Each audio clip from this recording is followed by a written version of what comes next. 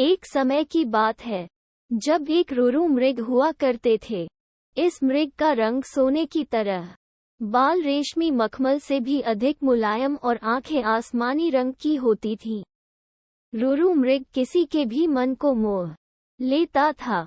यह मृग अधिक सुंदर और विवेकशील था और मनुष्य की तरह बात कर सकता था। रुरु मृग अच्छी तरह जानता था कि मनुष्य एक लोभी प्राणी है, फिर भी वह मनुष्य के प्रति करुणा भाव रखता था। एक दिन रुरु मृग जंगल में सैर कर रहा था, लेकिन तभी वह किसी मनुष्य के चिल्लाने की आवाज सुनता है। जब वह मौके पर पहुंचता है तो उसे नदी की धारा में एक आदमी बहता हुआ नजर आता है।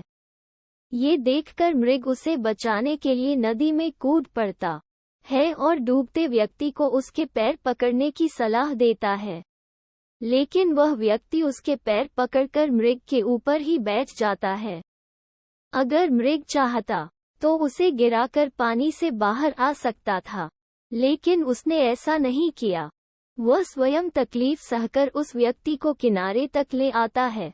बाहर आते ही व्यक्ति मृग को धन्यवाद कहता है, तो इस पर मृग कहता है, अगर तुम मुझे सच में धन्यवाद करना चाहते हो तो किसी को ये मत बताना कि तुम्हें एक स्वर्ण मृग ने डूबने से बताया है।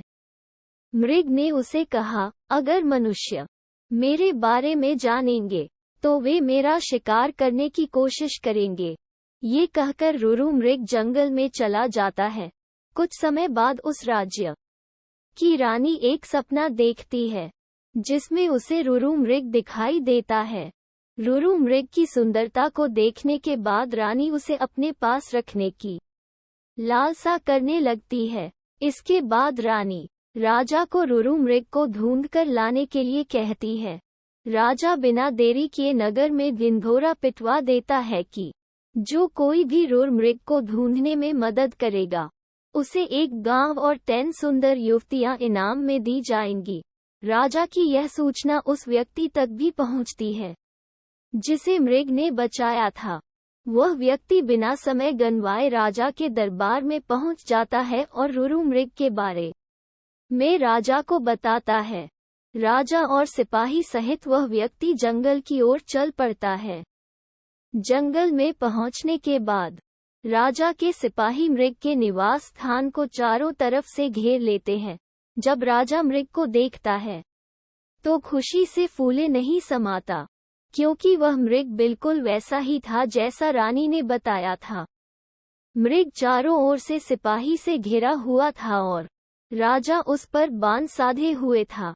लेकिन तभी मृग राजा से मनुष्य की भाषा में कहता है, हे राजन, तुम मुझे मार देना, लेकिन पहले मैं ये जानना चाहता हूँ कि तुम्हें मेरी जगह का रास्ता किसने बताया। इस पर राज ने उस व्यक्ति की ओर इशारा किया जिसकी जान मृग ने बचाई थी। उस व्यक्ति को देखकर मृग कहता है, निकाल लो लकड़ी के कुंडे को पानी से न निकालना कभी एक अकृतज्ञ इंसान को। जब राजा ने मृग से इन शब्दों का मतलब पूछा तो मृग ने बताया कि उसने इस व्यक्ति को डूबने से बचाया था। मृग की बातें सुनकर राजा के अंदर की इंसानियत जाग गई। उसे खुद पर शर्म आने लगी और क्रोध में उस व्यक्ति की ओर तीर का निशान कर दिया। यह देखकर मृग ने राजा से उस व्यक्ति को न मारने की प्रार्थना की। मृग की दया भावना देखकर राजा ने उसे अपने राज्य में आने का निमंत्रण दिया। मृग राजा के निमंत्रण पर कुछ दिन राजमहल में रहा और फिर वापस जंगल लौट गया। इस कहानी से हमें ये सीख मिलती है कि हमें किसी का एहसान कभी नहीं भूलना चाहिए, चाहे वह इंसान हो या जानवर।